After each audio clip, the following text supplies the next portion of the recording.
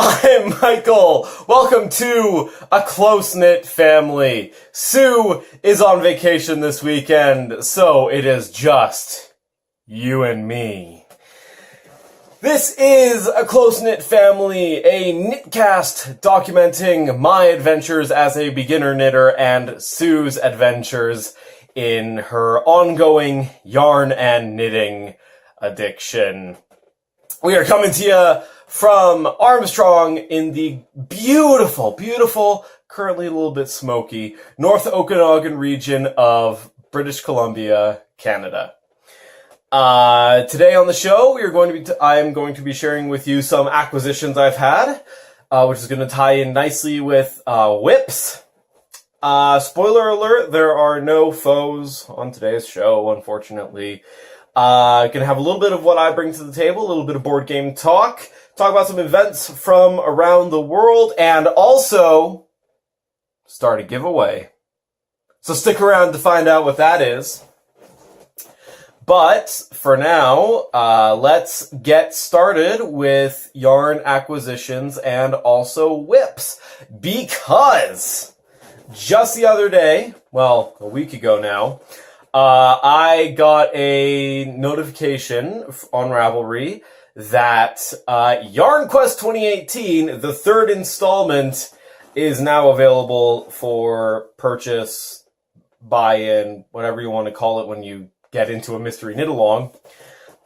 So I'm in that. For those of you who don't remember, here is a episode number where I talked about Yarn Quest and the concept of a knitting RPG for the first time.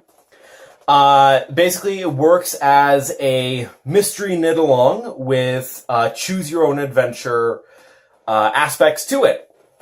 And what you end up with is a garment, a scarf in the case of this one, that documents your adventure. You create a character and roll some dice and off you go. So, I am excited to get into that. I'm reading all the documentation and realizing I really should have bought the first two installments of Yarn Quest 2018 in order to catch myself up to speed a little bit. But you know what? I'm being thrown in the middle of an adventure. The pattern does have a little bit of a prologue explaining, I did this motion, a bit of a prologue explaining the story so far. So I'm not entirely lost. I just have to still make my character. But more importantly, this week, I needed to get my yarn for it. The pattern calls for 800 meters? 400 meters. Excuse me while I check how much yarn is in each one of these. Of course, it's on the wrong side. 800 meters of sock weight yarn. Sock weight? I can't remember.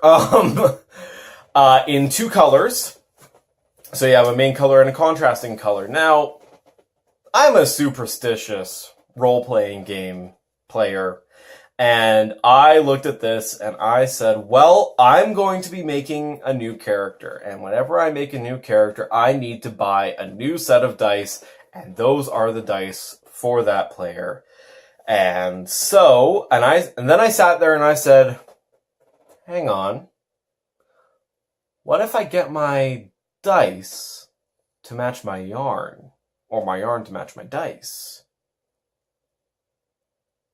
So I went to my local game store, because I figured I would have more restrictions, in the colors of my dice that are available.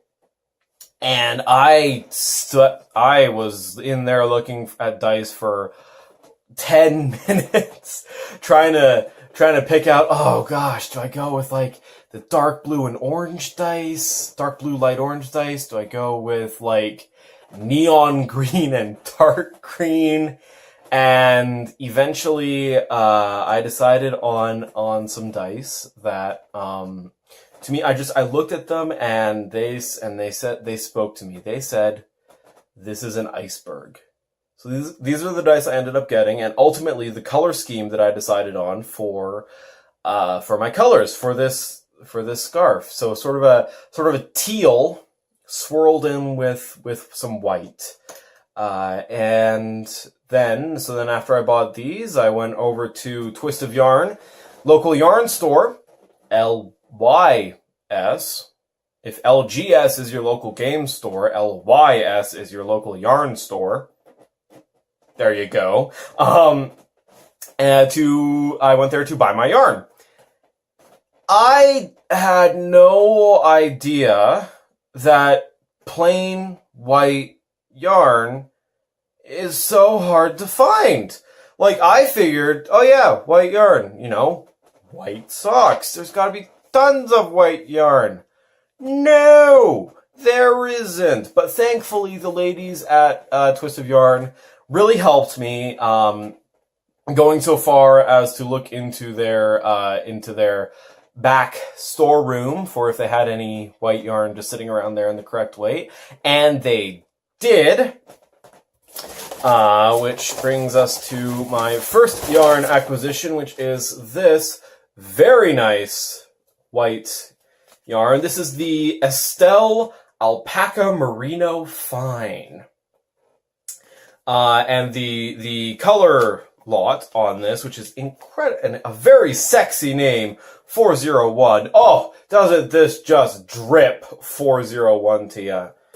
Interestingly, though, this is actually I'm not sure how well this is coming up in the video. This is actually more of an off-white color, a bit more creamy. So, but still good.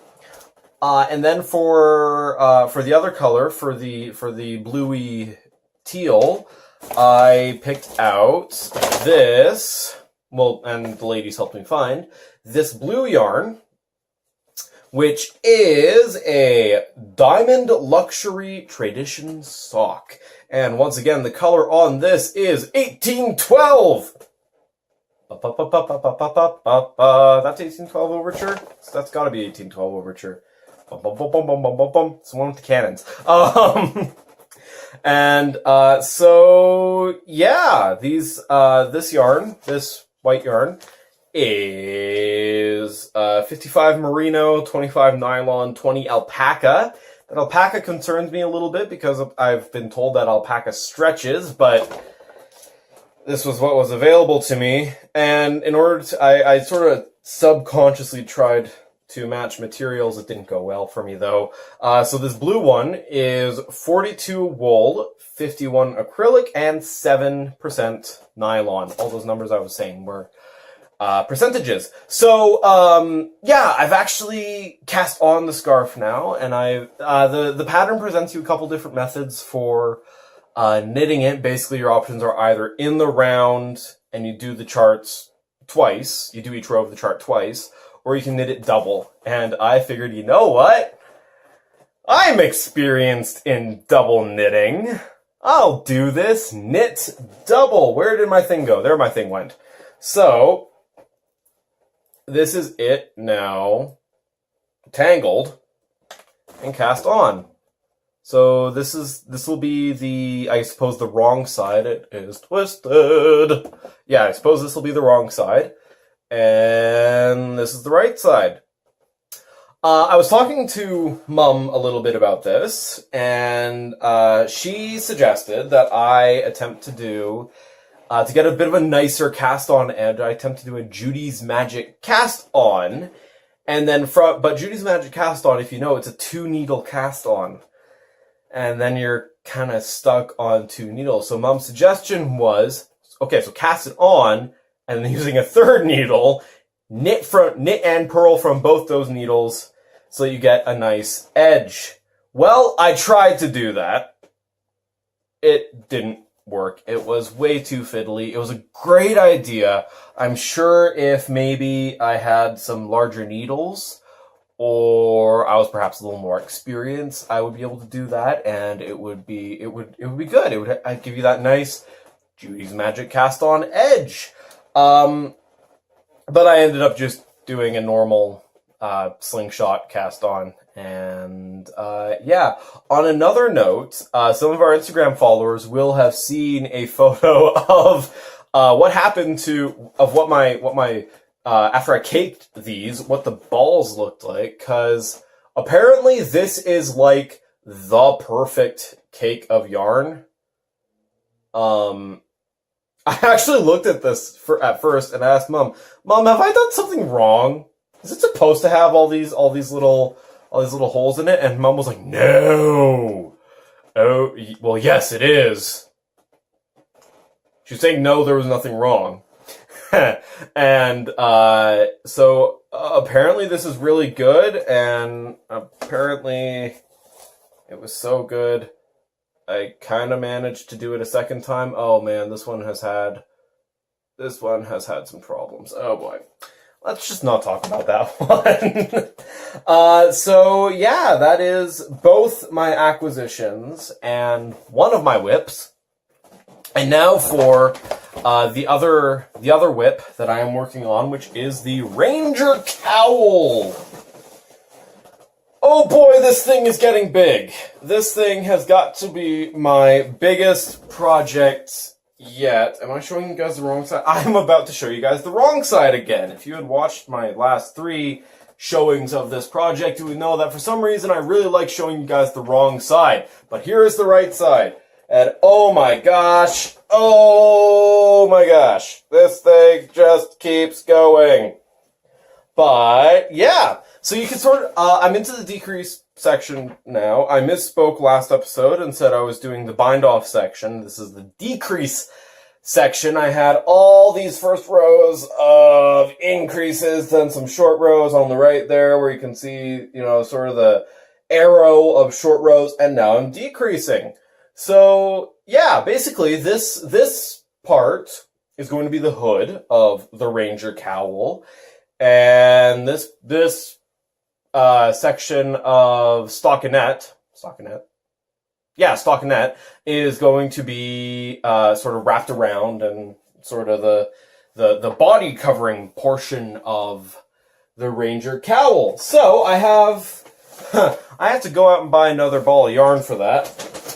Hopefully Twist of Yarn still has it, because I'm on my last ball of yarn. I have 2 more repeats of the decrease section to do, and not that much yarn. I have yarn for maybe another 3 rows, and the decrease section is a 16-row repeat. So yeah, sometime this week I gotta find time to get that yarn. So yeah, God. This project is just, it's so big. This is by far the largest project I have ever worked on in terms of sheer bulk. I think the tilted cowl technically is largest project I've worked on, depending on how you look at it, is either the tilted cowl or this.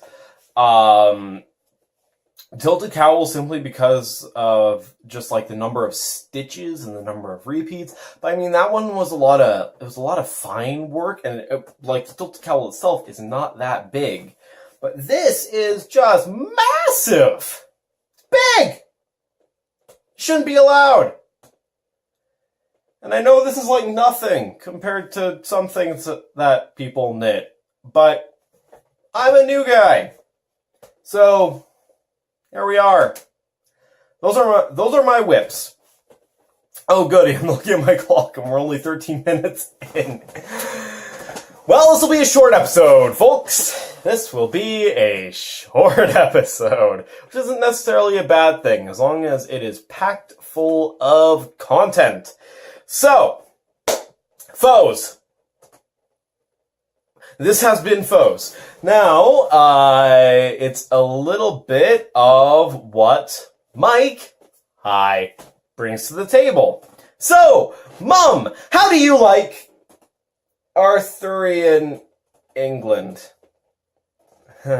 Still getting used to Mum not being there. If you are a fan of Arthurian England, Arthurian fantasy, King Arthur, the Round Table, Minions of Mordred, and lying to your friends, then I cannot recommend enough the Resistance Avalon, or Avalon, as some people just know it. The Resistance Avalon is a re-theming, re-skinning, retheming of Don Eskridge's The Resistance, which is also a fantastic game. In Avalon, you are playing... the first thing that happens is everyone is divided into the Knights of King Arthur and the Minions of Mordred. But the thing is, they're divided in such a way that nobody knows who everyone is. Except the Minions of Mordred know who the other minions are, but they're in a minority. They're the less people.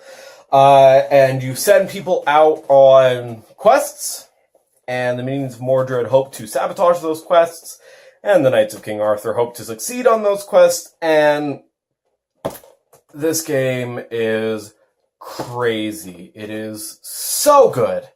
So good. Little bit hard to explain at first, but it is, it picks up pretty quickly. So, it is recommended for ages 13 plus, for between 5 and a whopping 10 players, which is a lot in board gaming terms, putting this in the category of party game. And they say it takes about 30 minutes to play, which, yeah. If you're playing with experienced players, that time may actually be longer, because experienced players want to talk.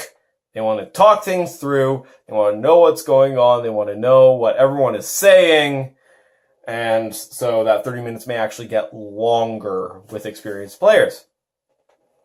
So, that's what I bring to the table.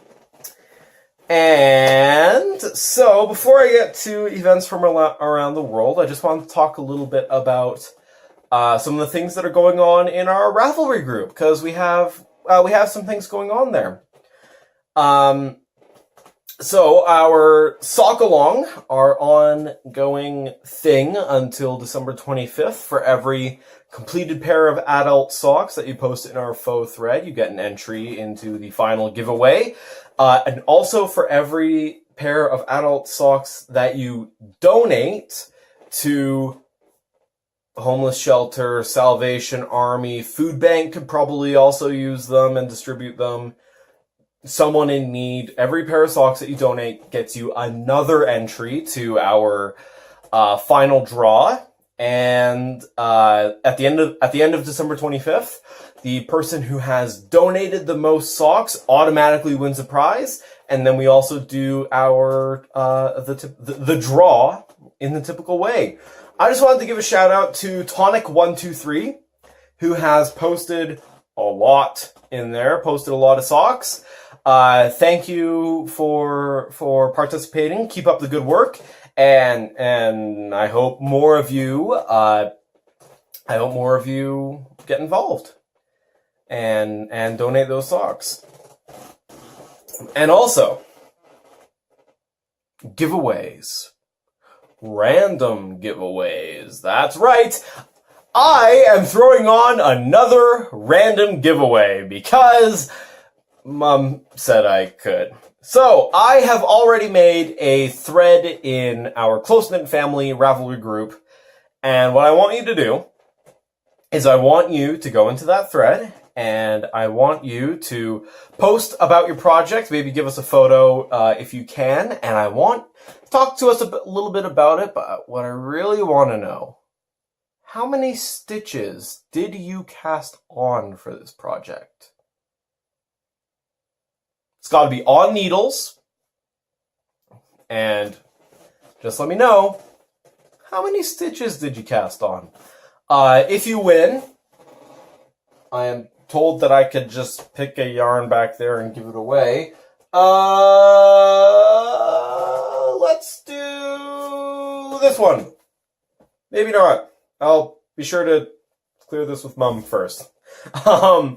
This is a skein of Lolo Didit's Fortunate Son, S-O-N, and yeah, we'll give this away because for those of you who don't know, for the random giveaway, we ask you to post something. You don't know what we're actually looking for. enter, whether you think you've won or lost, just get your project into that thread. You can't win if you don't enter, so enter. Yeah! I already know what's gonna win. Well, I know the criteria for what's gonna win, but you don't. Haha! So, yeah, now it is time for events from around the world. I was looking through the events page and I found this one and I thought it was really cool, so I really wanted to give a shout out to Miss Rottenmeier's Queer Feministischer Stricktreff. That's probably how you pronounce that. At the Café Morgenrot in Berlin, Germany. It appears to be, from what I can ascertain from the Google translated page, it seems to be a meetup of particularly queer knitters and feminist knitters. They meet every first and third Wednesday of the month at the Café Morgenrot in Berlin at 5 p.m. And I just thought that was really cool, having a group to specifically for queer and feminist knitters. I thought that was cool. So I wanted to shout that out. If you're in the Berlin area and you feel like you fall into one of those categories, then drop on by. It should be a good time. Also, from August 4th to 11th in West Friendship, Maryland, USA, it is the 73rd Howard County Fair at the Howard County Fairgrounds. There are many stitch and fiber arts categories that you can enter your projects into win possible prizes. Oh, yes. And it is, I looked at it on a map. West Friendship, Maryland is just outside Baltimore. The 2018 theme that they ask you to ensure that your fiber art is related to, that's the word I was looking for, related to. 2018 theme is bovine. Bovine. As in cows, steer, that good stuff. Also, in events that are, you know, they're still around the world, but the world happens to be just up the street from us. The Interior Provincial Exhibition, IPE, is happening at the Armstrong Fairgrounds, in Armstrong, British Columbia, for the Labor Day long weekend, which is the first weekend of September. Last couple days, starts in the last couple days of August. You can enter your projects now until, I can't remember, I didn't write down when you can enter them till, but they don't need to be done, and you don't need to drop them off now. Drop off happens Monday, August 27th, and Tuesday, August 28th. I've already entered. I'm planning on entering my Tilted Cowl into the Beginner Knitters First Year category, which is apparently brand new this year, so I am looking forward to that. I think it's awfully convenient that that category came up the same year that I started knitting, so that's cool. And yeah, I said you can drop them. You'll drop them off Monday, August 27th, or Tuesday, August 28th. If you go down to the IPE office to enter, they have space set aside for you to fill out the forms, so you can do that there. They also have people there to help you fill out the forms and figure out exactly which division and class you are entering in. So that is very good. There is a slight entrance fee, but simply for entering the competition, you get a 5-day pass to the IPE. So whether you win or lose, you get entrance into the IPE for yourself for free. So yeah. Other than that, I think that's everything I had in my notes. Yeah. So yeah, short one today, but sometimes short is good. Thank you so much for watching.